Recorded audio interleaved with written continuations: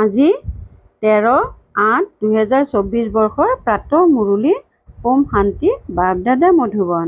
আজি বাবাই কৈছে, মৰমৰ সন্তানসকল, যোগৰ দ্বাৰা তত্ত্বসমূহক পাৱন কৰি তোলাৰ সেৱা কৰা, কিয়নো যেতিয়া তত্ত্বসমূহ পাৱন হ'ব তেতিয়া এই সৃষ্টিত দেৱতাসকলে পদাৰ্পণ কৰিব।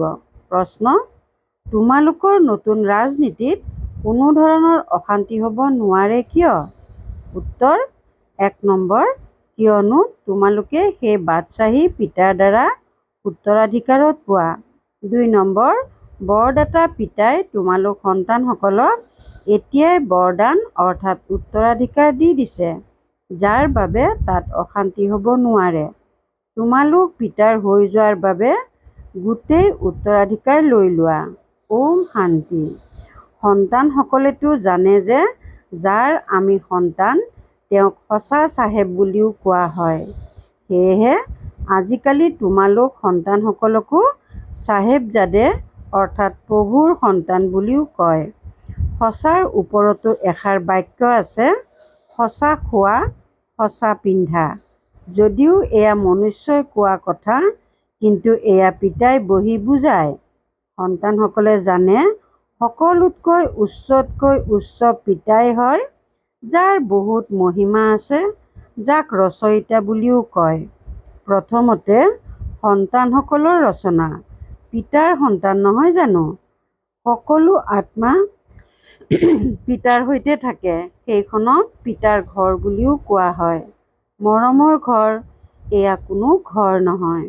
সন্তানসকলে জানে যে তেওঁ আমাৰ সকলোতকৈ মৰমৰ পিতা।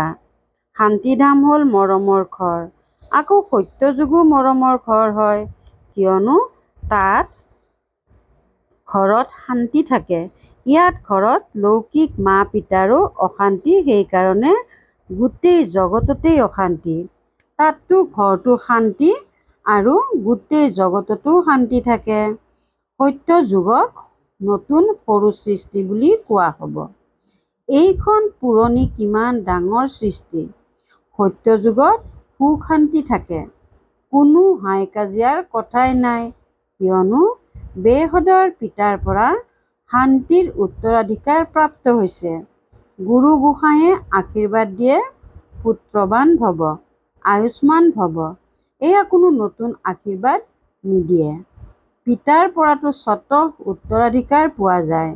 এতিয়া পিতাই তোমালোক সন্তানসকলক এয়া সোঁৱৰাই দিছে, সেই পাৰলৌকিকক পিতাক ভক্তি মাৰ্গত সকলো ধৰ্মৰ লোকে স্মৰণ কৰে। যেতিয়া সৃষ্টিখন ধূসৰ হৈ যায়, এয়া হয়েই পতীত পুৰণি সৃষ্টি। নতুন সৃষ্টিত সুখ থাকে, অশান্তিৰ নামেই নাই। এতিয়া তোমালোক সন্তানসকলকো পবিত্ৰ গুণৱান হ'ব লাগে। নহ'লে বহুত শাস্তি খাব লাগিব। পিতা পিতাৰ লগতে ধৰ্মৰাজো হয়। হিচাপ-নিকাচ নিষ্পত্তি কৰাওঁতা বিচাৰ সভা বহে। পাপৰ শাস্তিটো নিশ্চয় পাব লাগিব। যিয়ে ভালদৰে যত্ন কৰে, তেওঁলোকে জানো শাস্তি খাব? পাপৰ শাস্তি পোৱা যায়, যাক কৰ্মভোগ বুলি কোৱা হয়। এয়াতো ৰাৱণৰ পৰৰ ৰাজ্য, ইয়াত অপাৰ দুখ। ৰাম ৰাজ্যত অপাৰ সুখ থাকে। তোমালোকেতো বহুতকে বুজোৱা, তাৰ ভিতৰত কোনোৱে তৎক্ষণাৎ বুজে আৰু কোনোৱে দেৰিকৈ বুজে। কমকৈ বুজিলে জানিবা তেওঁ ভক্তি দেৰিকৈ কৰিছে। যিয়ে আৰম্ভণিৰে পৰা ভক্তি কৰিছে, তেওঁলোকে জ্ঞানো সোনকালে বুজি ল'ব, কিয়নো তেওঁলোক আগত যাব লাগে। তেওঁলোকে জানে যে আমি আত্মাসকল মৰমৰ ঘৰৰ পৰা ইয়ালৈ আহিছোঁ। শব্দ-ৰহিত ছায়া-ছবি, কথা-ছবি আছে নহয়। সন্তান ধ্যানত গ'লে শুনাই যে তাত ছায়া-ছবি চলে। জ্ঞান মাৰ্গৰ সৈতে তাৰ কোনো সম্পৰ্কই নাই। মুখ্য কথা হ'ল নিজক আত্মা বুলি বুজি পিতাক স্মৰণ কৰা। বছ, আৰু একো কথা নাই। পিতা নিৰাকাৰ, সন্তানো অৰ্থাৎ আত্মাও এই শৰীৰত নিৰাকাৰ। আৰু কোনো কথাই নাহে। আত্মা প্ৰেম এক পৰম পিতা পৰমাত্মাৰ সৈতে আছে। শৰীৰটো সকলো পতীত, গতিকে পতীত শৰীৰৰ সৈতে প্ৰেম হ'ব নোৱাৰে। আত্মা যদিও পাৱন হৈ যায়, কিন্তু শৰীৰটো পতীত। পতীত সৃষ্টিত শৰীৰ পাৱন নহয়েই। আত্মাটো ইয়াতেই পাৱন হ'ব লাগে। তেতিয়াহে এই পুৰণি শৰীৰৰ বিনাশ হ'ব। আত্মাটো অবিনাশী। আত্মাৰ কাম হ'ল বেহদৰ পিতাক স্মৰণ কৰি পাৱন হোৱা। আত্মা পবিত্ৰ হ'লে শৰীৰো পবিত্ৰ হ'ব লাগে। সেয়া পোৱা যাব নতুন সৃষ্টিত। আত্মাসকল পাৱন হওকচোন। আত্মাই এক পৰম পিতা পৰমাত্মাৰ সৈতেহে যোগসূত্ৰ গঢ়িব লাগে। বছ, এই পতীত শৰীৰকটো চুবও নালাগে। এয়া আত্মাসকলৰ সৈতে পিতাই কথা পাতে। বুজিবলগীয়া কথা নহয় জানো? সত্যযুগৰ পৰা কলি যুগলৈকে শৰীৰৰ লগতেই ওলমি থকা। যদিও তাত শৰীৰ আৰু আত্মা দুয়োটা পবিত্ৰ, তাত বিকাৰগ্ৰস্ত নহয়, যাৰ দ্বাৰা শৰীৰ বা আত্মা বিকাৰী হ'ব। বল্লভচাৰীও আছে, চুবলৈ নিদিয়ে। তোমালোকে জানা যে তেওঁলোকৰ আত্মা কোনো নিৰ্বিকাৰী পবিত্ৰ নহয়। সেয়া এক বল্লভচাৰীপন্থী, যিয়ে নিজকে উচ্চ কুলৰ বুলি ভাবে, শৰীৰকো চুবলৈ নিদিয়ে। এইটো নুবুজে যে আমি বিকাৰী, অপবিত্ৰ, শৰীৰটো ভ্ৰষ্টাচাৰেৰেহে জন্ম হৈছে। এই কথাবোৰ পিতা আহি বুজায়। আত্মা পাৱন হৈ গৈ থাকে, গতিকে শৰীৰো সলনি কৰিবলগীয়া হয়। শৰীৰ পাৱন তেতিয়াহে হ'ব, যেতিয়া পাঁচ তত্ত্ব পাৱন হ'ব। সত্যযুগত তত্ত্বও পবিত্ৰ হয়, সেইবাবে শৰীৰো পবিত্ৰ হয়। দেৱতাসকলে পতীত শৰীৰত, পতীত ধৰণীত পদাৰ্পণ নকৰে। তেওঁলোকৰ আত্মা আৰু শৰীৰ দুয়োটাই পবিত্ৰ পাৱন হোৱাৰ বাবে তোমালোকে সত্যযুগতহে পদাৰ্পণ কৰে। তেওঁলোকে সত্যযুগতহে পদাৰ্পণ কৰে। এয়া হৈছে পতীত সৃষ্টি। আত্মাই পাৰলৌকিক পিতা পৰমাত্মাক স্মৰণ কৰে। এজন হৈছে শৰীৰৰ পিতা, আনজন হৈছে অশৰীৰী পিতা। অশৰীৰী পিতাক স্মৰণ কৰে কিয়নো তেওঁৰ পৰা নিশ্চয় এনেকুৱা সুখৰ উত্তৰাধিকাৰ পাইছে। সেইবাবে স্মৰণ নকৰাকৈ থাকিবও নোৱাৰে। যদিও এই সময়ত তমোপ্ৰধান হৈছে, তথাপি সেইজন পিতাক নিশ্চয় স্মৰণ কৰে। কিন্তু এইটো আকৌ ওলোটা শিক্ষা পায় যে ঈশ্বৰ সৰ্বব্যাপী। আকৌ মনুষ্য যে মনুষ্যই হৈ গৈ এইটো কথাটো বিভ্ৰান্ত হৈ যায়। এই সকলোবোৰ ভুলৰ বিষয়ে পিতা আহি বুজায়। পিতাই এটাই কয়, মনমনা ভৱ মন্ত্ৰ দিয়ে, তাৰো অৰ্থ থকা উচিত। নিজক আত্মা বুলি বুজি পিতাক স্মৰণ কৰা। বছ, এইটো নিচাতে যেন থাকা, যাৰ দ্বাৰা তোমালোক পাৱন হ'ব পাৰিবা। দেৱতাসকল হৈছে পবিত্ৰ।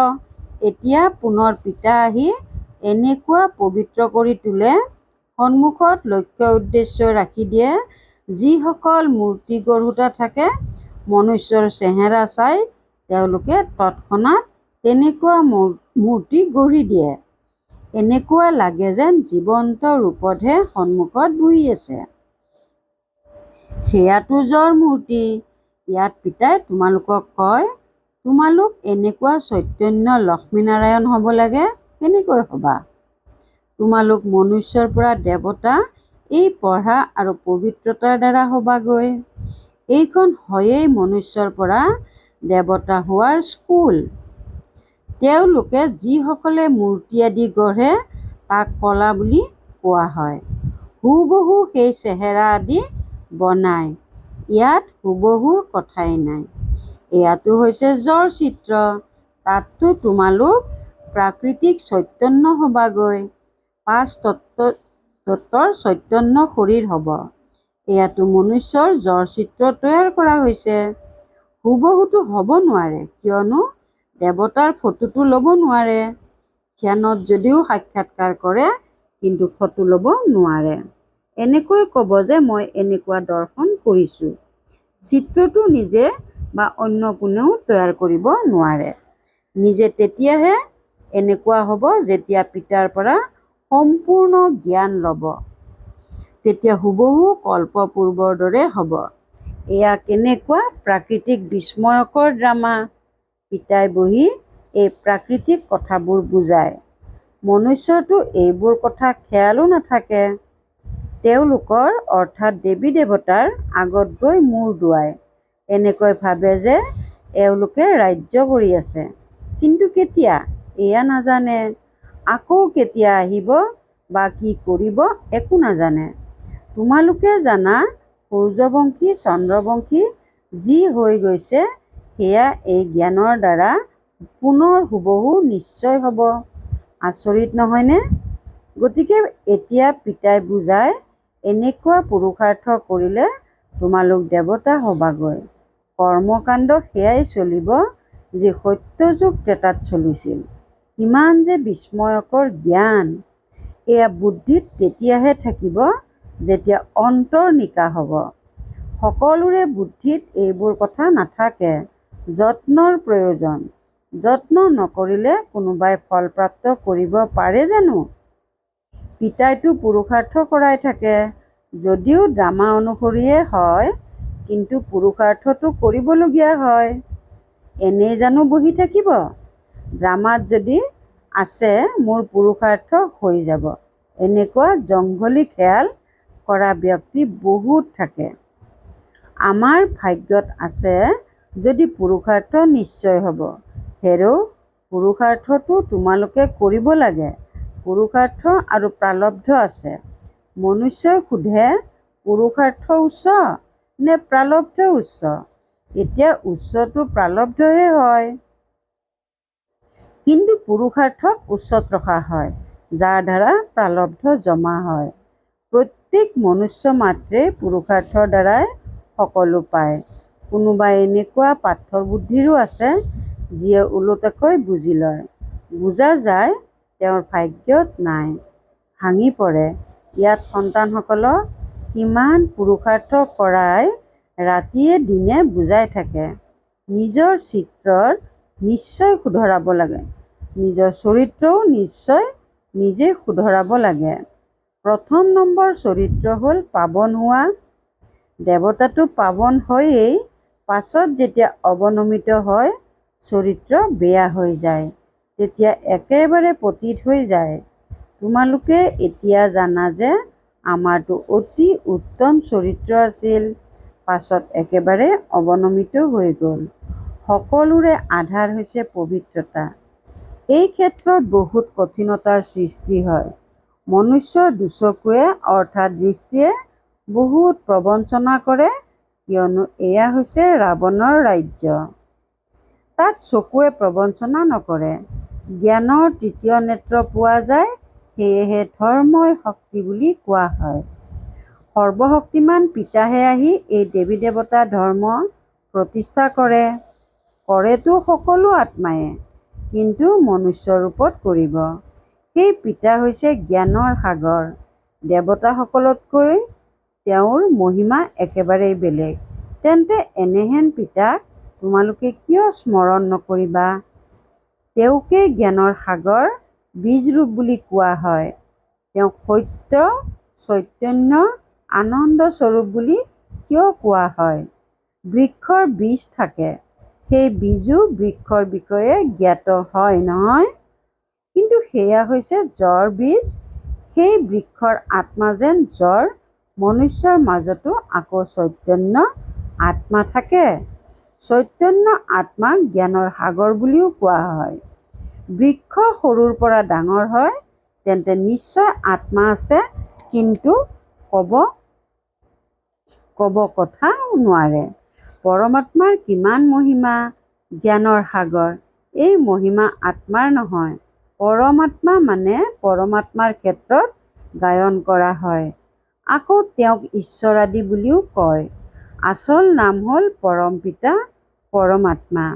পৰম অৰ্থাৎ সৰ্বোচ্চ। মহিমাও বহুত উচ্চ কৰে।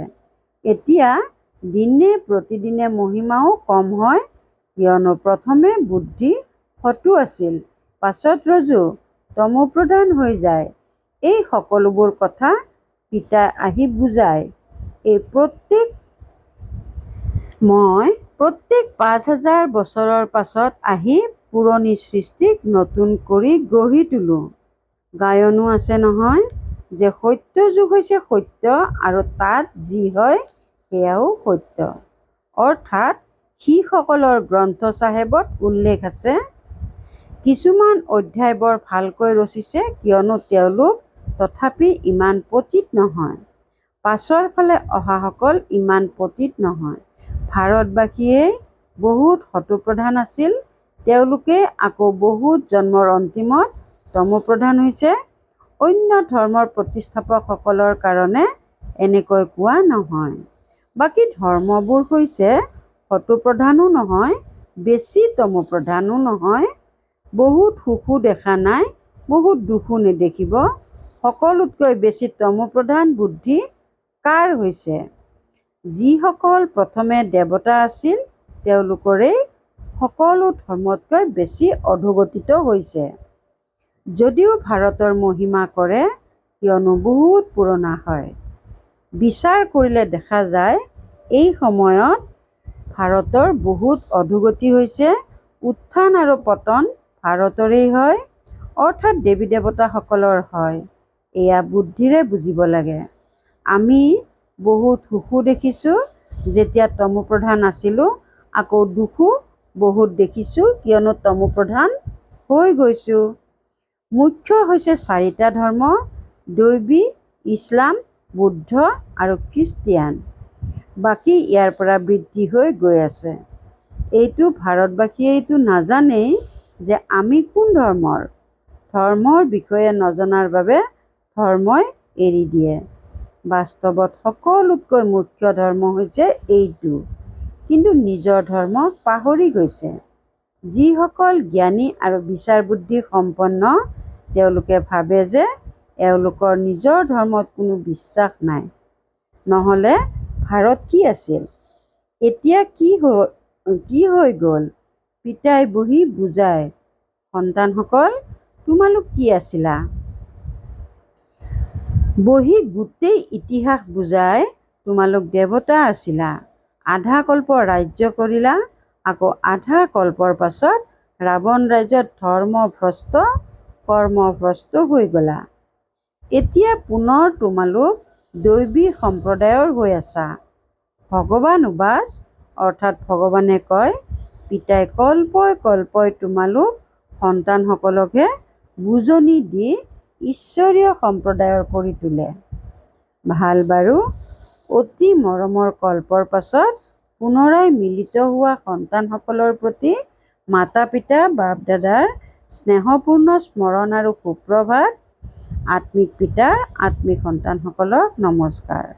ধাৰণাৰ বাবে মুখ্য সাৰ ১ নম্বৰ, শুদ্ধ অন্তৰেৰে পিতাৰ চমৎকাৰ জ্ঞান জীৱনত ধাৰণ কৰিব লাগে। পুৰুষাৰ্থৰ দ্বাৰা উচ্চ প্ৰাৰব্ধ জমা কৰিব লাগে। ড্ৰামা বুলি কৈ ৰৈ যাব নালাগে। ২ নম্বৰ, ৰাৱণ ৰাজ্যত আসুৰী দৃষ্টিৰ প্ৰবঞ্চনাৰ পৰা ৰক্ষা পাবৰ কাৰণে জ্ঞানৰ তৃতীয় নেত্ৰ চোৱাৰ অভ্যাস কৰিব লাগে। পবিত্ৰতাটো যিটো ১ নম্বৰ চৰিত্ৰ সেয়াহে ধাৰণ কৰিব লাগে। বৰদান, ব্ৰাহ্মণ জন্মৰ জন্ম পত্ৰিকাক জানি সদায় আনন্দিত হৈ থাকোঁতা শ্ৰেষ্ঠ ভাগ্যৱান হোৱা। ব্ৰাহ্মণ জন্মৰ জন্ম পত্ৰিকাক জানি সদায় আনন্দিত হৈ থাকোঁতা শ্ৰেষ্ঠ ভাগ্যৱান হোৱা। ব্ৰাহ্মণ জীৱন নতুন জীৱন। ব্ৰাহ্মণ আৰম্ভণিত দেৱী দেৱতা আৰু এতিয়া হৈছে BK। ব্ৰাহ্মণৰ জন্ম পত্ৰিকাত তিনিওকালেই ভালতকৈও ভাল। যি হৈ গ'ল সেয়াও ভাল, আৰু যি হৈ আছে সেয়া আৰুহে ভাল, আৰু যি হ'বলগীয়া আছে সেয়া বহুত বহুত ভাল। ব্ৰাহ্মণ জীৱনৰ জন্ম পত্ৰিকা সদায়েই ভাল নিশ্চয়তা আছে। সেয়েহে সদায় এইটো আনন্দত থাকা যে স্বয়ং ভাগ্য বিধাতা পিতাই ভাগ্যৰ শ্ৰেষ্ঠ ৰেখা আঁকি দিলে, নিজৰ কৰি ল'লে। শ্লোগান, এক ৰস স্থিতিৰ অনুভৱ কৰিবলৈ হ'লে একমাত্ৰ পিতাৰ পৰা সকলো সম্বন্ধৰ ৰস লোৱা। একৰস স্থিতিৰ অনুভৱ কৰিবলৈ হ'লে একমাত্ৰ পিতাৰ পৰা সকলো সম্বন্ধৰ ৰস লোৱা। ওম শান্তি। প্ৰীতি বুদ্ধিৰ হৈ বিজয়ী ৰত্ন হ'বৰ কাৰণে আজিৰ অব্যক্ত সংকেত সদায় যাতে এইটো স্মৃতি থাকে যে মই কল্পৰ বিজয়ী হওঁ। অনেকবাৰ এই ভূমিকা পালন কৰিছোঁ, এতিয়া কেৱল পুনৰাবৃত্তি কৰি আছোঁ। এইটো স্মৃতিৰে কি কৰোঁ, কেনেকৈ কৰোঁ, এই সকলো অভিযোগ সমাপ্ত হৈ যাব আৰু সম্পূৰ্ণ হৈ যাবা। সদায় ডবল লাইট স্বৰূপৰ স্মৃতিত সামৰ্থ্য থাকিলে যিকোনো অসম্ভৱ কাৰ্য সম্ভৱ হৈ যাব। ওম শান্তি।